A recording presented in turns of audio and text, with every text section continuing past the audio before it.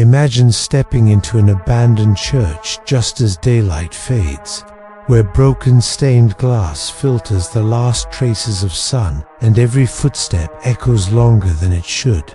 And ask yourself this unsettling question: what if these walls remember everything that happened here? Not just prayers, but screams, pleas, and confessions never meant to be heard again. Because tonight, we're entering forgotten sanctuaries where individuals claim they were overtaken by forces they could not control, and where desperate attempts at exorcism unfolded far from the public eye. And before we continue, welcome to the channel where real human experiences, unexplained encounters, and chilling true accounts are explored with respect, depth, and honesty. So if you're drawn to true horror, rooted in reality rather than fiction, take a moment to subscribe and turn on notifications. Because the stories shared here don't rely on exaggeration, they rely on what people say they lived through. And as this journey begins, ask yourself honestly, do you believe possession is something supernatural, psychological, or something far more complex? Because every confession you're about to hear exists in the uneasy space between belief and fear, where certainty no longer feels safe. The first account comes from a man who volunteered to help restore an abandoned rural church, a place closed decades earlier after dwindling attendance. And he described how at first the work felt peaceful, almost comforting, until subtle changes began: unexplained exhaustion, intrusive thoughts that felt foreign, sudden emotional swings that didn't align with his personality, and an overwhelming sensation of being watched whenever he stood near the altar. And while skeptics might attribute this to stress or suggestion, he insisted the experiences escalated rapidly, describing moments where his voice didn't feel like his own, and periods of lost time he couldn't account for.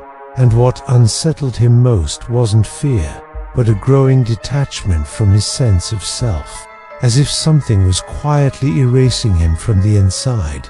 And when he finally sought help from clergy rather than medical professionals, it wasn't because he rejected science, but because the symptoms seemed to respond violently to prayer and sacred objects, a reaction that deepened his belief that something spiritual, not psychological, was at work. Other accounts echo similar patterns, including a former choir member who returned to an abandoned city church years after its closure, describing how standing near the confession booth triggered intense physical reactions: sudden pressure in the chest, distorted hearing, and thoughts she claimed felt implanted rather than imagined. While another testimony came from a caretaker hired to monitor a condemned chapel overnight, who reported hearing whispered phrases in languages he didn't recognize, and feeling compelled to repeat them aloud without understanding why. And what ties these stories together isn't theatrical behavior or dramatic spectacle, but a quiet erosion of control, where individuals described feeling overridden rather than overtaken, and many later admitted they delayed seeking help because they feared ridicule, misunderstanding, or being labeled unstable, choosing silence instead, until the symptoms reached a point where intervention, spiritual or otherwise, felt unavoidable. When exorcisms were finally attempted, those involved described them not as violent confrontations, but as emotionally draining processes involving prayer, restraint through presence rather than force, and constant evaluation of the individual's mental and physical state. And while popular culture depicts exorcisms as chaotic, these accounts emphasized repetition, patience, and exhaustion, sometimes spanning multiple sessions, with clergy often working alongside medical professionals. And the most disturbing detail repeated across testimonies was not screaming or physical manifestations, but resistance moments where the afflicted person expressed fear of being left empty if whatever was inside them departed, suggesting a complex psychological bond had formed. and regardless of one's belief system, the aftermath described was consistent: extreme fatigue, memory gaps, emotional numbness, and a long recovery period marked by therapy, spiritual counseling, and ongoing doubt about what truly occurred. Today, these churches remain abandoned, not because of confirmed hauntings, but because communities quietly moved on, leaving behind spaces saturated with unresolved narratives. And whether these confessions represent genuine supernatural encounters, severe psychological distress shaped by belief, or something that exists between the two, one truth remains undeniable: those who lived through these experiences believed them completely, and their lives were permanently altered by what happened inside those walls. So as you reflect on these accounts, consider this final question: if faith can bring comfort and healing, can its absence or its distortion be just as powerful? And if you've ever experienced something unexplained in a sacred or abandoned place, or if you hold a theory that bridges belief and science, share your thoughts respectfully in the comments, because the most unsettling mysteries are not always found in darkness, but in the quiet spaces where certainty fades. And sometimes the most haunting confessions are the ones still echoing unheard. Imagine standing in a quiet town at night when every window is dark, every street empty, and suddenly a church bell begins to ring, not on the hour, not for prayer, not for celebration, but slow, uneven, and wrong, echoing through the air like a warning meant for you alone. And ask yourself this chilling question: what if those bells were never meant to comfort, but to announce something far darker?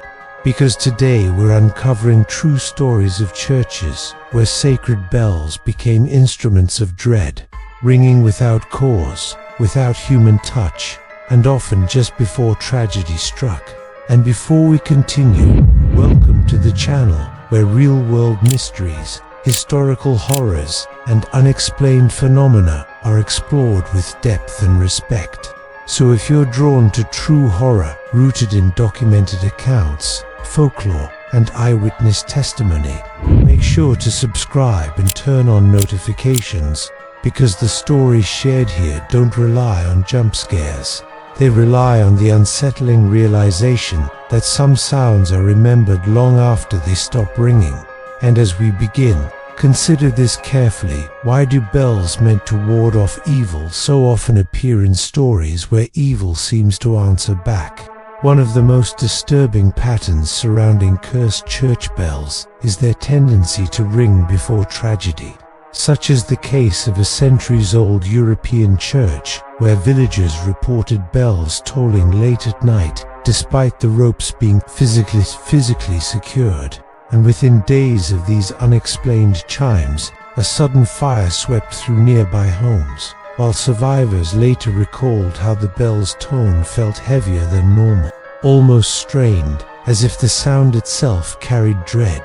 And similar accounts appear across different regions and eras, where bells rang during storms with no lightning, during calm nights with no wind, or even from churches that had long since removed their bell mechanisms entirely.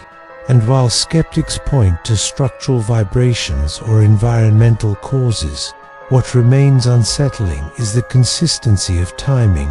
How often these phantom peals appear just before illness outbreaks, fatal accidents, or communal loss, leading some historians to suggest that bells became woven into the collective memory as warnings, not because they caused tragedy, but because people began to associate their unexplained ringing with the fear of what followed, creating a psychological imprint that still lingers in folklore today.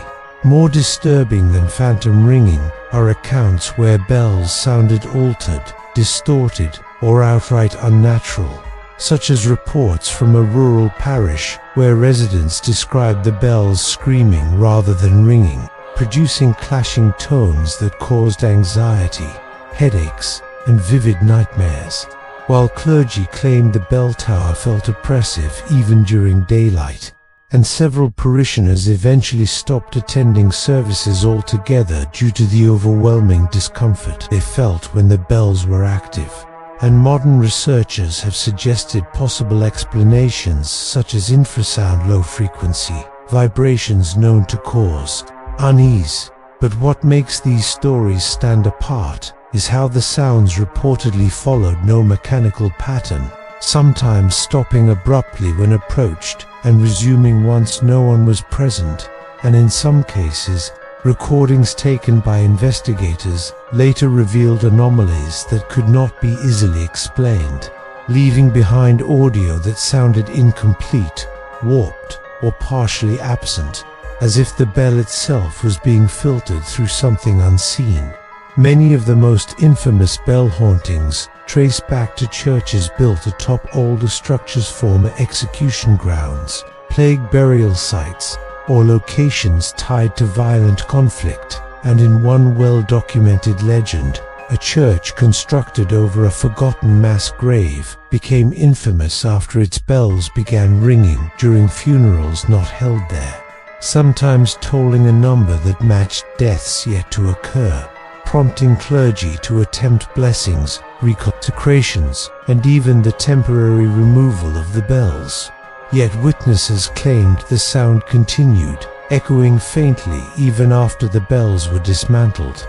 And while official records rarely acknowledge supernatural explanations, private journals from priests and caretakers reveal fear, exhaustion, and a growing belief that something attached itself not to the bells alone, but to the structure itself, raising an unsettling possibility that sacred spaces may amplify whatever energy already exists beneath them, rather than cleanse it. Today, stories of cursed church bells persist, not because they are proven, but because they are remembered, passed down through generations who swear the sound was real, the fear justified, and the timing impossible to ignore.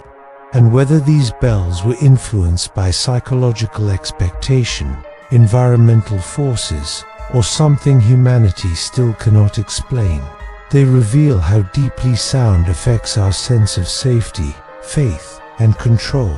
So as you reflect on these accounts, consider this final question. If a bell is meant to call people together, what happens when its sound drives them away? And if you've ever experienced unexplained sounds, eerie church encounters, or local legends involving bells or sacred spaces, share your story in the comments respectfully, because some warnings aren't written, some aren't spoken, and some are still ringing, waiting for someone to listen.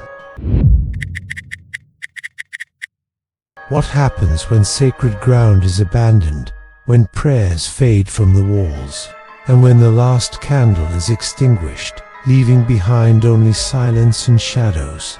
Because tonight, we are not merely exploring old ruins or forgotten buildings. We are stepping into places once filled with faith and reverence that now feel profoundly wrong after midnight. And before we continue, ask yourself this unsettling question: can a place meant for divine comfort become something else entirely when belief is stripped away? Because welcome to the channel where true encounters, documented phenomena, and unsettling histories are examined with care and depth. And if you're drawn to real-world mysteries that linger at the edges of belief and fear, make sure to subscribe and turn on notifications, as every story shared here is rooted in witness accounts, historical context, and human experience rather than fiction alone. And as we begin this journey into desecrated holy places, remember, this abandonment does not erase meaning. It only changes what answers back. Across the world, abandoned churches, shrines, and temples exert a powerful pull on explorers and historians alike, not because they promise answers, but because they radiate an unsettling contradiction, where symbols of peace coexist with decay. Broken altars, shattered icons, and graffiti scrawled over once revered texts and those who step inside often describe an immediate shift in atmosphere, a heaviness that cannot be explained by architecture alone, as if the space itself resists intrusion. And scholars suggest that sacred spaces are unique because they were designed to focus emotion, belief, and ritual over centuries, meaning when they are neglected or violated, the emotional imprint does not simply vanish. And this may explain why people frequently report feeling watched, disoriented, or overwhelmed even during daylight hours, sensations that intensify dramatically after dark, when silence deepens and the mind becomes hyper-aware, transforming these hollowed halls into places where imagination and memory collide with something far more difficult to dismiss. Among urban explorers and night researchers, stories emerge with alarming consistency, describing footsteps where no one stands, distant chanting that fades when followed, and sudden temperature drops near former altars or confessionals. And in many cases, witnesses report hearing their names whispered despite being alone, a phenomenon so common that it appears across continents and cultures, while others describe physical reactions such as dizziness, nausea, or sudden panic without clear cause. And psychologists argue that fear plays a role. Yet this explanation falters when multiple individuals experience the same sensations independently, sometimes even capturing unexplained audio distortions or shadow anomalies on recording devices, leading some researchers to explore the theory of residual energy, suggesting that intense human emotion, especially devotion, suffering, or betrayal, can leave traces that replay under certain conditions, turning abandoned sanctuaries into echo chambers of unresolved spiritual history.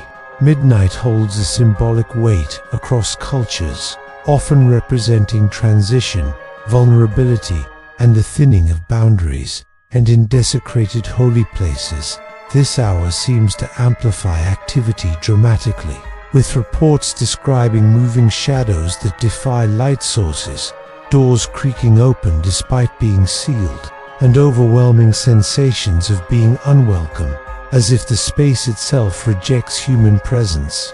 And in several documented cases, explorers describe feeling compelled to leave suddenly after experiencing an oppressive force near former altars, sometimes accompanied by faint murmurs or rhythmic sounds, resembling distant prayer spoken backward or distorted beyond recognition. And while skeptics point to environmental acoustics and psychological suggestion, the emotional intensity reported during these encounters, particularly the sense of intrusion rather than curiosity, raises unsettling questions about whether these spaces become something entirely different once they are stripped of purpose and protection. Desecration is not merely physical damage, it is a rupture of intention, and when sacred spaces are violated, forgotten, or repurposed without respect, something intangible seems to linger, transforming places of refuge into environments charged with unease. And whether these sensations stem from residual energy, subconscious response, or forces humanity does not yet understand. The stories persist because they are shared independently by those who felt the same fear in the same places, long before they ever spoke to one another. And as we conclude, consider this final thought of belief once invited something divine into these spaces. What fills the void when belief is removed? And if you've ever visited an abandoned church, shrine, or temple and felt something you couldn't explain, share your experience respectfully in the comments, because some places are not haunted by what died there, but by what was lost, and they may still be listening.